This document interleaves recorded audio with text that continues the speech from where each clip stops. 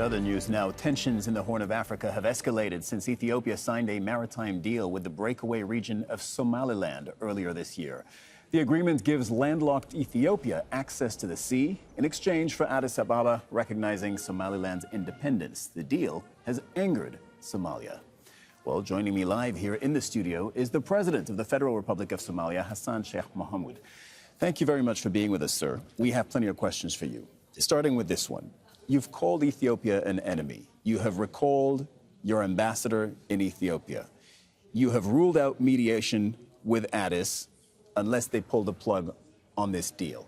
So how do you expect this crisis to be resolved then? Well, first of all, thank you for having me here. And then it was not Somalia who created this problem. Ethiopia has created this problem. They are the ones who initiated claiming that they will take and annex part of Somalia to their country. But they don't say they're annexing. Well, they say it's a commercial deal. No, it is not. Ethiopia has commercial interests in Somalia. There's in Berbera. They use Berbera port, and they have a stake of 19% even in the ownership of the service of Berbera. And the place where they are now saying is just a few kilometers away, few hundred kilometers away from Berbera. There is no need for that. Whatever it is, let us assume that they need another port. And this is what we have been discussing for a couple of months ago. The issue is not, will Ethiopia access to the sea? They are free to access throughout Somalia. Where? Everywhere in Somalia. But the question is how? How do they want to access the sea? By annexing part of Somalia and changing the borders of Somalia? This is what's going on right now. It is not a commercial. It is an annexation of territory. So as you know, Ethiopia says it's not annexation. They say it's also not a formal recognition of the sovereignty of Somaliland. They say it is a commercial deal. And I just want to remind our viewers of what this potential deal is. The memorandum of understanding between Ethiopia and Somaliland is that they would rent a 20-kilometer stretch of coastline in Somaliland for half a century, for 50 years, for commercial purposes and for a military port as well. What is the part of that that angers Somalia? First of all, Somalia is an independent and sovereign state. When such deals are taking place, it is the federal government of Somalia who has a legitimate right this thing to be discussed, not a breakaway or not a region of Somalia at all. And above all, commercial and military base mixed together and doing one thing, that's one. The other thing, if it is a 20-kilometer strip of land in the coast only, how that strip of land and how that port is going to be connected to Ethiopia by passing through Somalia, that's another one. The other one, it is in public domain. Ethiopia said we do this in exchange of recognition. We recognize Somaliland. That's a public and that's official. And they said, they didn't say it only one time. The Prime Minister said, the Minister of Foreign Affairs said, the National Security Advisor said, many other leaders in Ethiopia said. So the recognition is there. But I'm sorry, but they have walked that all the way back, Somalia has. They have said this is not an official recognition of the sovereignty of Somaliland. We don't have that yet. It's you who have that. No, they put it on Twitter. No, the Twitter is not the way to communicate between states. Have you spoken to the Ethiopian Prime Minister then? No. Why not? Why do I speak? Because he's taking part of my country and he's claiming we are not equal partners. When he said, I do not recognize Somalia, I recognize Somaliland, which was part of Somalia. Who am I talking to? He's talking to Somaliland. How does this get resolved if there's no communication between you and Ethiopia? He has to. You know, Somalia has not initiated this problem. It's Ethiopia has initiated. It is in the ball is in their court. They have to open the means of the conducive environment to communicate and to negotiate and to dialogue. It is up to them. It's not us. So what do you say to Ethiopia? I would like to say, Ethiopia, we are neighbors. We are not neighbors by choice. We have a history, long history, known. And this thing has not happened in the last more than 1,000 years that Somalia and Ethiopia was living together as people. We have some difficult histories, but I'm not going back to that history, which is difficult. But now, in 21st century, let the Ethiopia recognizes the sovereignty, the territorial integrity, and the political independence of Somalia, the Federal Republic of Somalia. Then we are two partners. We can negotiate everything. Ethiopia can have access. They can have deals with us, everything. But not the way they are approaching now. That's not the way the modern world works. Have you spoken to the leadership in Somaliland? 1st January is the time when MOU was signed. On 27 December and 28 December, we were having a dialogue discussion in Djibouti, and we have a very good environment and very good discussion on us. And even when that conclusion was ended, Prime Minister Abiy appreciated, and he said, this is a good step taken towards the right direction. To me, he said to me, but the next day he signed that agreement. Yeah, so indeed, you were with the leaders of Somaliland 2-3 days before that memorandum of understanding was signed.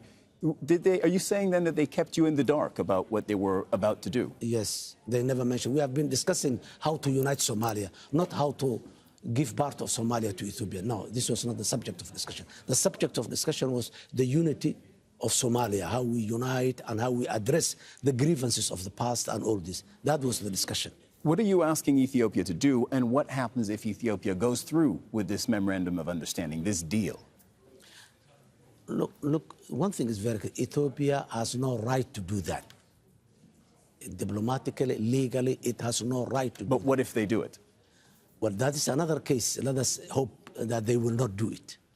This is a piece of land that belongs to Somalia, and Somalia will never yield whatever pressure that comes on it. We will keep claiming our territory, and we will take it back, whatever it is. So far, Ethiopians, they didn't come into Somalia yet, and we hope that they will not. If they come in, then that will be a problem at a different level.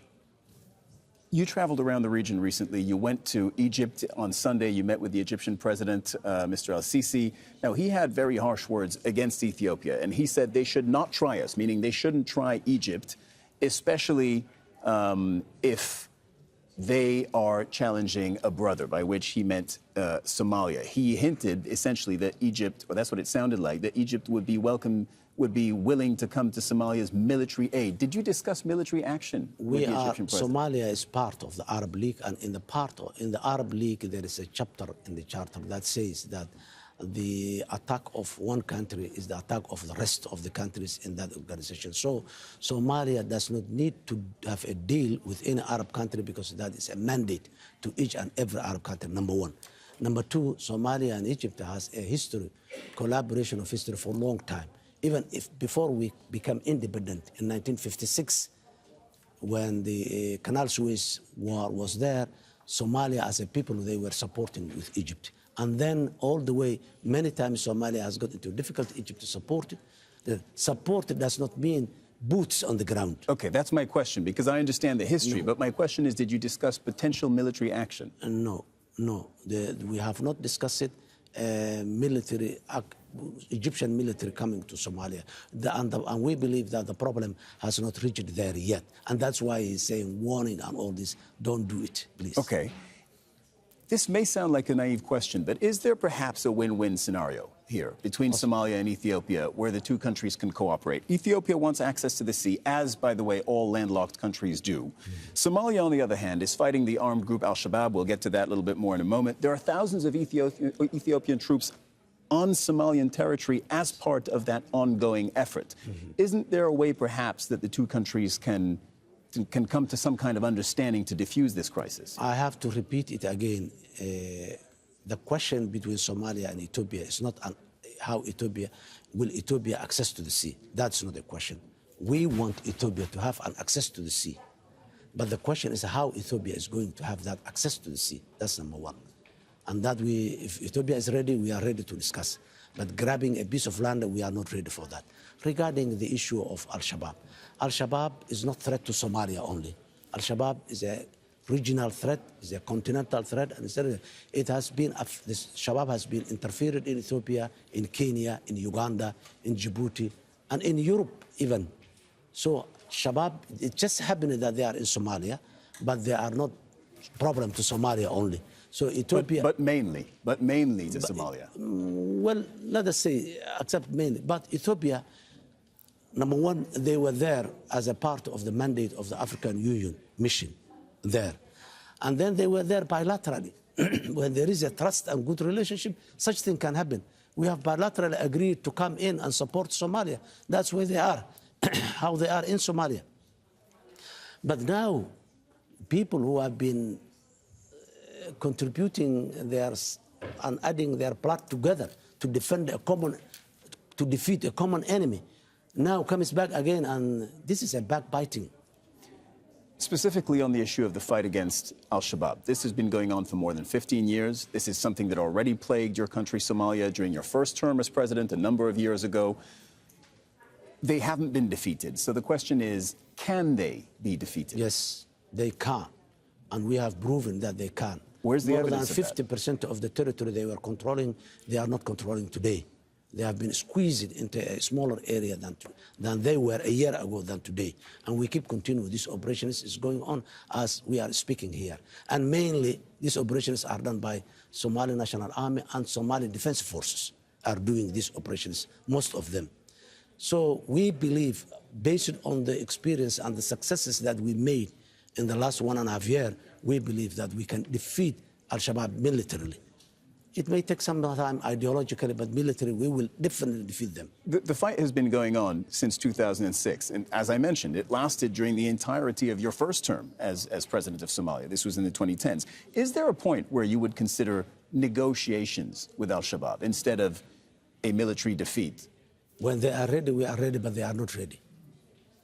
They don't believe a Somali Have state. you tried? No, they don't. This is a public domain. They don't believe a Somali state. So how do I negotiate with someone who basically does not believe a state in Somalia? This is a problem. The real problem is this. These people, they have a global agenda. They don't have a local agenda. This is not Taliban, who has a local agenda in Afghanistan. These people, they don't have local agenda. This is Al-Qaeda. They have a global agenda. How do I negotiate with the problems of Muslim problems that exist in Europe or in somewhere else? This is, for us, it's our local. The President of the Federal Republic of Somalia, Hassan Sheikh Mohamud, thank you so much for joining us here on the studio. Thank you very much. Thank you.